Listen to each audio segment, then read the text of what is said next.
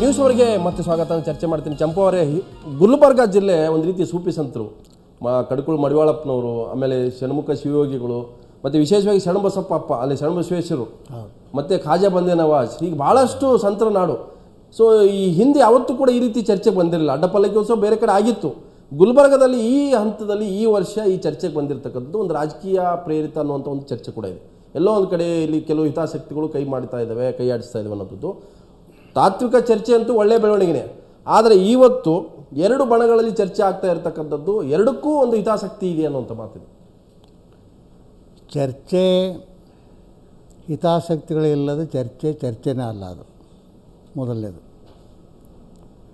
ನಾನು ಸುವರ್ಣ ನ್ಯೂಸ್ಗೆ ವಿಶೇಷವಾದಂಥ ಧನ್ಯವಾದ ಯಾಕೆ ಹೇಳ್ತೀನಿ ಅಂತಂದರೆ, ಇಂಥ ಅನೇಕ ಚರ್ಚೆಯೊಳಗೆ ಪಾಲ್ಗೊಂಡವ ನಾನು. ಆದರೆ ಇವತ್ತಿನ ಈ ಧರ್ಮ ಸಂಕಟ ಅನ್ಬೋದು, ಈ ಪರಿಸ್ಥಿತಿನ ನಾನು ಎದುರಿಸಿರಲಿಲ್ಲ.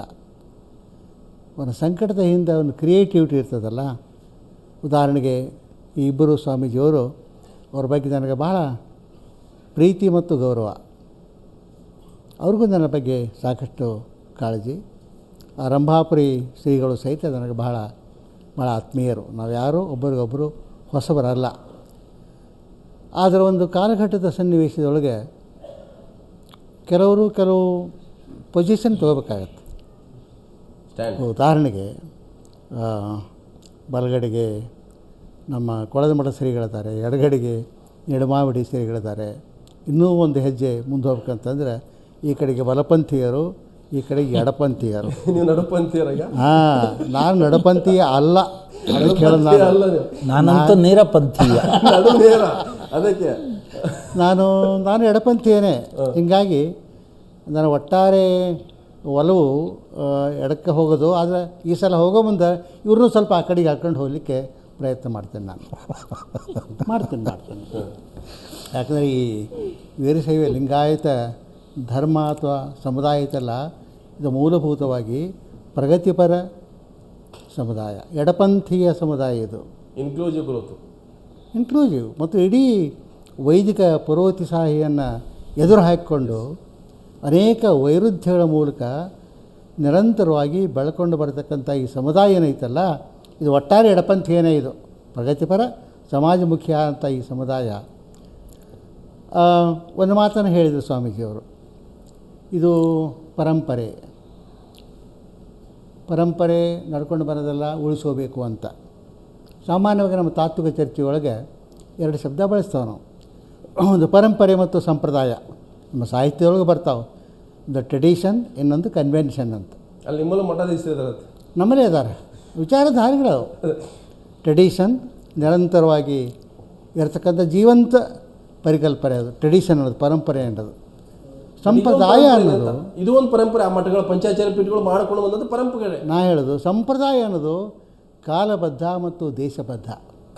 ಸ್ವಾಮೀಜಿಯವರ ಮಾತನ್ನು ಹೇಳಿದರು, ಒಂದು ಕಾಲಕ್ಕೆ ಒಂದು ವಲಯಕ್ಕೆ ಸ್ವೀಕೃತವಾದ ಒಂದು ಸಂಪ್ರದಾಯ ಎಲ್ಲ ಕಾಲಕ್ಕೂ ಎಲ್ಲ ಕಡೆಗೂ ಸಲ್ಲಬೇಕು ಅಂತ ನಿಯಮ ಇಲ್ಲ.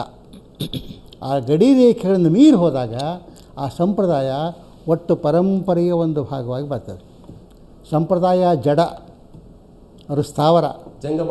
ಆದರೆ ಪರಂಪರೆ ಅನ್ನೋದು ಜಂಗಮ, ನಿತ್ಯ ಜಂಗಮ. ಅದು ಹೌದಾ? ಇದು ಇಂಥ ಒಂದು ತಾತ್ವಿಕ ಪರಿಕಲ್ಪನೆಗೆ ಸಹಿತ ಇಂಥ ಸಂವಾದಗಳು ನೆರವಾಗಬೇಕು. ಇವತ್ತೇದು ನನಗೆ ಅನಿಸೋ ಪ್ರಕಾರ ವಾಗ್ವಾದ ಆಗಬೇಕಾಗಿಲ್ಲ, ಒಂದು ಸಂವಾದ ಆಗಲಿ. ಒಂದು ವಾಸ್ತವವನ್ನು ಅನೇಕ ದಿಕ್ಕುಗಳಿಂದ ನೋಡಿ ಅದು ಭಾಳ ಮುಖ್ಯ.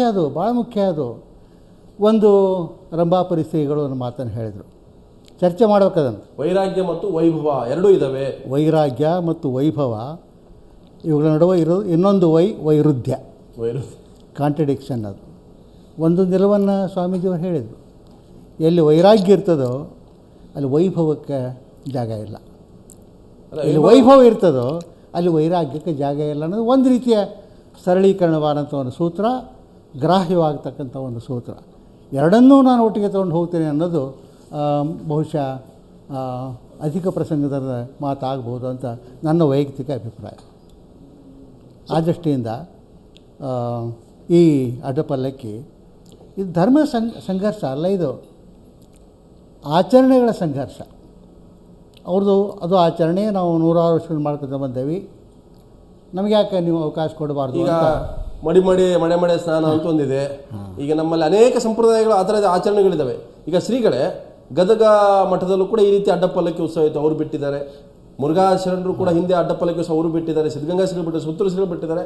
ಈ ಆಚರಣೆಗಳು ಎಲ್ಲರಿಗಿಂತ ಮೊದಲು ಬಿಟ್ಟಿದ್ದು ನಾನು, ನಿಮ್ಮ ಪೀಠದಲ್ಲಿ ಕೂಡ ಬಿಟ್ಟಿದ್ದೀರಿ. ಅಲ್ಲಿ So, ಯಾಕೆ ಬಿಟ್ಟಿದ್ರು? ನೀವು ಕೂಡ ನೀವೇ ಅಡ್ಡಪಲ್ಲಕ್ಕಿ ಉತ್ಸವ ಮಾಡ್ಕೊಳ್ಳಲ್ಲ. ನೀವು ನಿಮ್ಮಲ್ಲಿ ಅಡ್ಡಪಲ್ಲಕ್ಕಿ ಉತ್ಸವ ಇಲ್ಲ.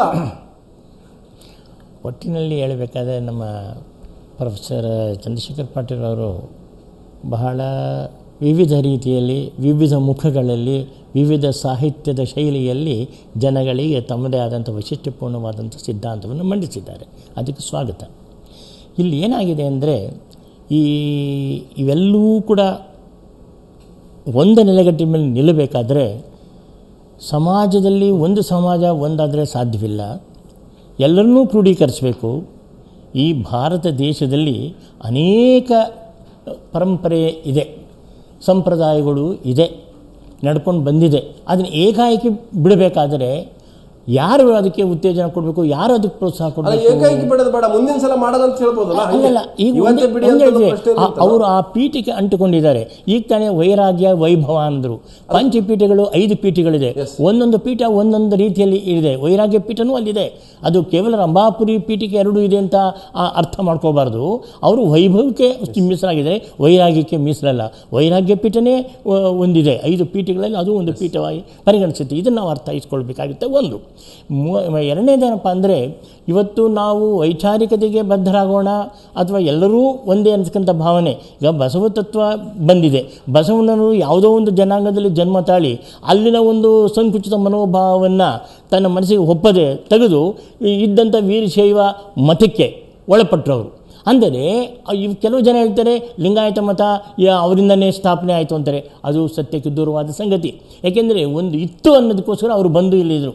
ಸಕಲ ಜೀವಾಗ್ನಲೇಸನೇ ಬಯಸುವ ಅಂತ ಹೇಳ್ತಾರೆ. ಒಂದು ಈಗ ಬಸವೇಶ್ವರರು ಒಂದು ಧರ್ಮ ಇತ್ತು, ಅದು ವೀರಶೈವ ಧರ್ಮ. ಅದಕ್ಕೆ ಅನೇಕ ಗ್ರಂಥಗಳಿದೆ. ಆ ಗ್ರಂಥಗಳ ಅವಲೋಕನ ಧರ್ಮವನ್ನ ಬಂದು ಪರಿಷ್ಕರಣೆ ಮಾಡಿದ್ರು ಅಂತ ಹೇಳ್ತಾರೆ. ಹೌದು, ಬಸವ ಧರ್ಮ ಅಂತಿಲ್ಲ, ಅದು ಸುಧಾರಕರನೇ. ಅದಕ್ಕೂ ಹಿಂದೆ ಇತ್ತು. ನಿರ್ಮಾಣ ಕಾಂಟ್ರಡಿಕ್ಷನ್ ಸ್ಟೇಟ್ಮೆಂಟ್ ಇದು ಅದೇ ಈ ಅಡ್ಡಪಲ್ಲಕ್ಕಿಯ ವಿಷಯ ವ್ಯಾಪ್ತಿಗೆ ಗುರುಗಳೇ ಅದನ್ನು ತಗೊಂಡು ಬಂದಿದ್ದಾರೆ. ವಿಷಯಾಂತರ ಮಾಡಬೇಡಿ ಅಂತ ಹೇಳಿದವರೇ ಅವರು. ಈ ಅತಿ ವ್ಯಾಪ್ತಿಗೆ ಒಳಪಟ್ಟವರು ಅವರೇ. ಆದ್ದರಿಂದ ಪ್ರಸ್ತಾಪ ಮಾಡಲೇಬೇಕು. ಒಂದು ಹೇಳ್ತೀನಿ, ಯಾಕೆಂದ್ರೆ ಇತ್ತೀಚೆಗೆ ಈ ಒಂದು ನಾನಾ ರೀತಿಯಲ್ಲಿ ಬರ್ತಾ ಇದೆ. ಆ ದೇವರಿಗೆ ಬಸವನ ಆಚಾರ ವಿಚಾರಗಳಿದಾವಲ್ಲ, ಪಂಚಪೀಠಗಳೇ ಅನ್ವಯ ಆಗಲ್ಲ ಅನ್ನುವಂಥದ್ದು ನಿಮ್ಮ ವಾದ. ಇಲ್ಲ, ಹಾಗಲ್ಲ. ಅವ್ರು ಹೇಳಿದ ಬೇರೆ. ಬಸವಣ್ಣವರಿಗಿಂತ ಮೊದಲು ವೀರಶೈವ ಮತ ಇತ್ತು, ಅದನ್ನು ಒಪ್ಕೊಂಡು ಬಸವಣ್ಣ ಬಂದರು, ಉದ್ಧಾರ ಮಾಡಿದ್ರನ್ನ ಇದನ್ನು ಹೇಳ್ತಿದ್ದಾರೆ. ಈ ಬಗ್ಗೆ ಸಾಕಷ್ಟು ಜಿಜ್ಞಾಸೆ, ಚರ್ಚೆ ಎಲ್ಲ ನಡೆದಿದೆ. ಈಗ ಆ ಬಗ್ಗೆ ಮುಕ್ತವಾಗಿ, ವಸ್ತುನಿಷ್ಠವಾಗಿ ಒಂದು ಸಮಗ್ರವಾದಂಥ ಇನ್ನೂ ಅಧ್ಯಯನ ಆಗಬೇಕು. ಆದರೆ ಒಂದು ಮಾತ್ರ ನಾನು ಹೇಳಲಿಕ್ಕೆ ಇಷ್ಟಪಡ್ತೇನೆ. ಬಸವಣ್ಣನವರ ಪೂರ್ವದ ವೀರಶೈವದ ಗ್ರಹಿಕೆ ಇದೆಯಲ್ಲ, ವೀರಶೈವ ಏನಿತ್ತಲ್ಲ, ಅದು ಕೇವಲ ವೈಯಕ್ತಿಕ ಮೋಕ್ಷದ ಮಾರ್ಗಗಳಲ್ಲಿ ಒಂದಾಗಿತ್ತು, ವೈಯಕ್ತಿಕ ಸಾಧನಾ ಪಥವಾಗಿತ್ತು.